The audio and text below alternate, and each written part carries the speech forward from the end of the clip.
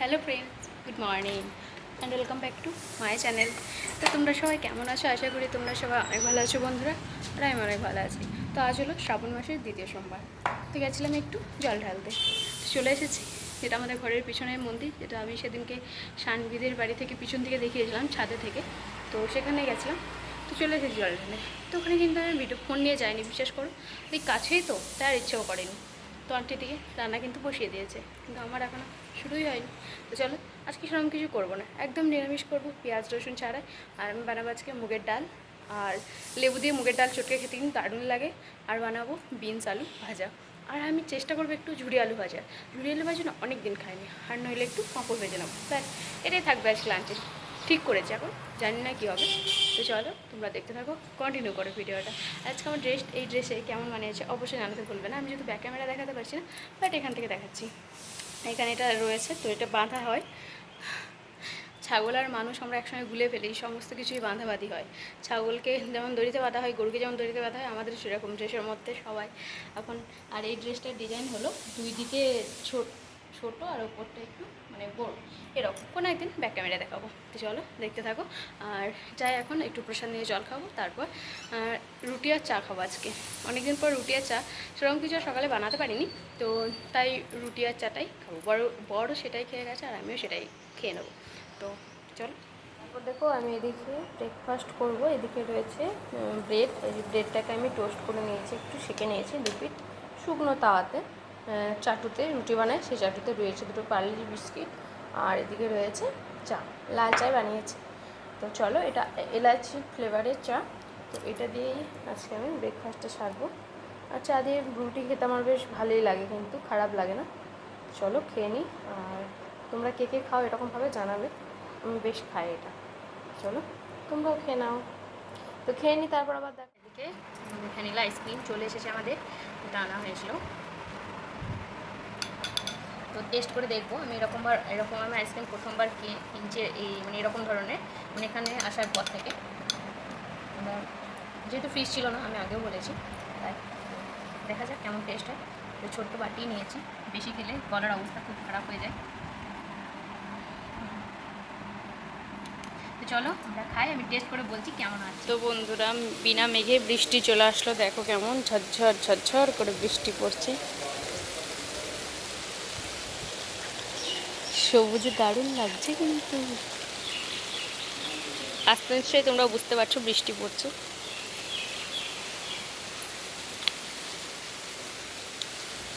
তো ভাবছিলাম একটু কিছু খাবার বানাবো, মানে খিদে পেয়ে গেছে। ততক্ষণেই দেখছি এদিকে বৃষ্টি পড়তে শুরু করেছে। খিদে পেয়েছে, ভাবলাম কিছু বানাই যায়। খুব বৃষ্টি হচ্ছে, তোমরা এদিকে বুঝতে পারছো হয়তো বা। এই মেঘলা দিনে একলা ঘরে থাকে না তোমার, কবে পাবো কাছে। গানটা ভুলে গেলাম। বেশ ভালো লাগে বৃষ্টি পড়লে, এক একটা গান এক এক সময় মনে চলে আসে। যাই হোক, অতটা সুরও নেই আমার গলায় গান গাওয়ার মতো, তাই আমার সঙ্গে ভুলভালই হয় সব কিছু। তো দেখো, আর আকাশটা না আজকে খুবই পরিষ্কার ছিল। আমি ভাবলাম তোমাদেরকে ফোন নিয়ে দেখাবো।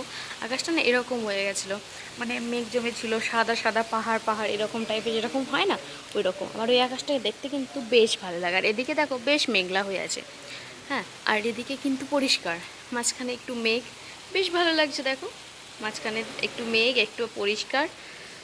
যেমন সমাজের মানুষ, কারোর মন একদম অন্ধকারে ভরা, কারোর মন এত পরিষ্কার, মানে ফুলের মতো পবিত্র, সেরকম।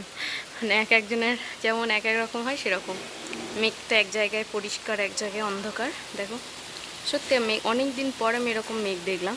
আর দুপুরে যেটা দেখছিলাম না, আরও ভালো লাগছিলো, কিন্তু আমি আর ক্যামেরা আনতে ভুলে গেলাম। আমার একটা ফোন চলে এসেছিলো, গোপাল ফোন করেছিল, তো তাই আর মানে হয়ে ওঠেনি দেখানো।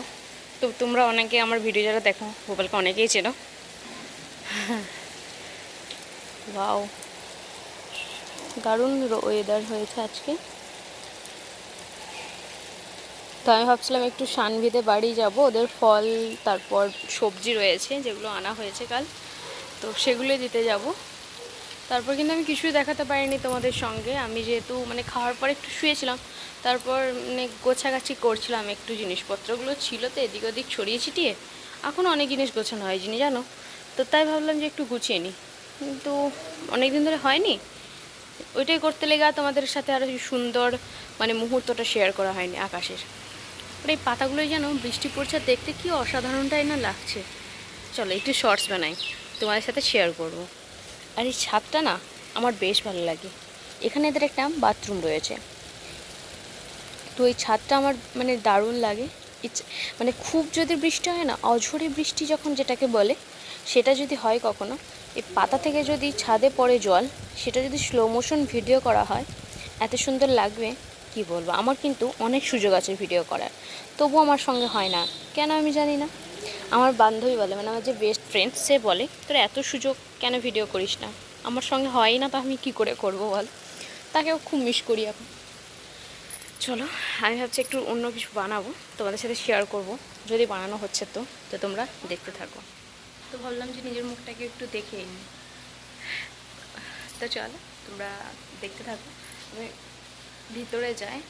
আজকে এত গরম, 2 থেকে 3 বার আমার স্নান করা হয়ে গেল। তো কী বানাবো সেটা দেখতে হলে তো আমার কুকিং চ্যানেলে যেতে হবে, কুকিং উইথ কুহেলিতে। বাট এখন আমি কী করবো সেটা আমি একদম ফাইনাল লুকে তো তোমার সাথে দেখাবো, যদি পারি তো। দেখতে থাকো কি হয়ে যায়, দেখা যায়। দেখো এটাও কিন্তু পটল আলুর সবজি।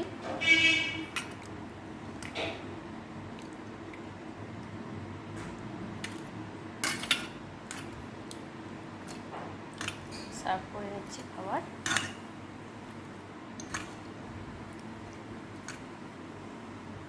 একটু একটু করে নিই, তারপর আবার নেবো তুলে, যদি দরকার হয়।